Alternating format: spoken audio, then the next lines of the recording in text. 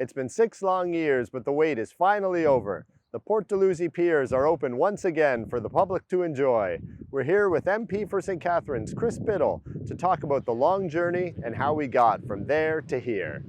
Well, in the middle of the lead up to the 2015 election, we were hit with fences going up at the Port Dalhousie Piers and people being shocked, and there was no plan in place to fix them, and it became an important campaign issue, and it became a priority for the people of St. Catharines, for City Council, and we went to Ottawa.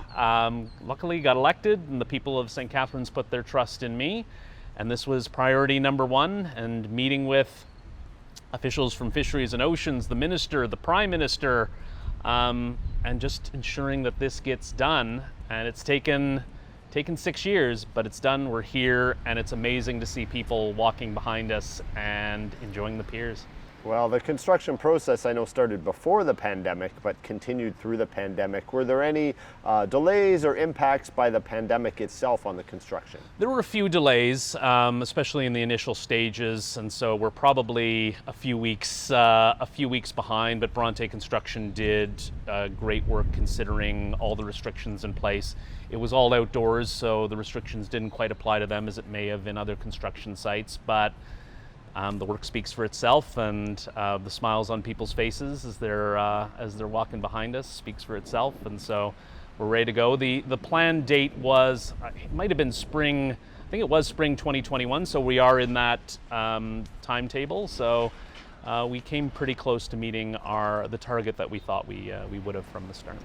The cost was significant, $26 million, but even the cost of hauling it away and replacing it with nothing or rocks was still fairly close in that ballpark. And so for a little bit more, let's replace it. And it's a health aspect. It's part of who we are. We all enjoy these walks. It's a mental health break for people. And so it's worth the price, and excited to see it done.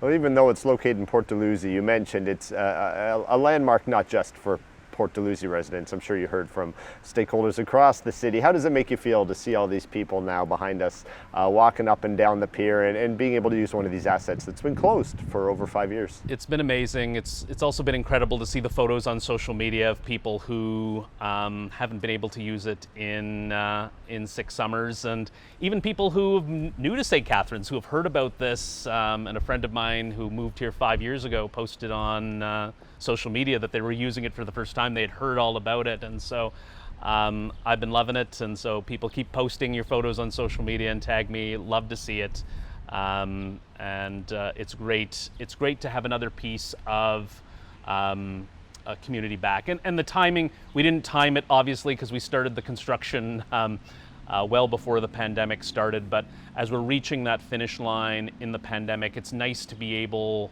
for residents to be able to have that another piece to St. Catharines that they can get out of their house, that they can go to safely and enjoy it as we see that finish line approaching. So it's just another nice thing this summer is hopefully we get to fewer restrictions moving forward, but it's something that people can do right now. Enjoy the beach, enjoy a walk on the piers, grab a coffee, grab an ice cream, and go for a walk. Finishing touches include the return of the Memorial Park benches and formal transfer of ownership of the piers from the federal government to the city of St. Catharines. Reporting for The Source in Port Dalhousie, I'm Marty Mako.